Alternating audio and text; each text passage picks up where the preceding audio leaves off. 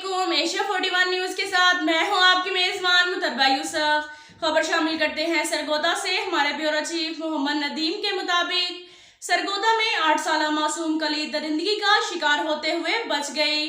तफसीलात के मुताबिक सरगोदा के चक नंबर 94 शमाली की 8 साल मोमना इमरान घर से बर्गर लेने अरसलान असलम राजपूत की दुकान पर गई। दुकानदार बच्ची को वरगला कर दुकान के अंदर ले गया। काफी देर तक बच्ची घर न आई तो घर वालों ने तलाश शुरू कर दी। जब दुकान के करीब पहुंचे तो बच्ची के चीखने की आवाज आई। मुलजिम ने जब बच्ची के रिश्तेदारों को देखा तो खुद फरार हो गया। बच्ची के वालिद ने मुकामी थाना सदर में मुकदमा दर्ज करवा दिया। मजीद तफ्तीश जारी है। अब तक के लिए इतना ही काफी है। मिलते हैं अगले बुलेटिन में। हमारे साथ रहिएगा। अल्लाह हाफिज।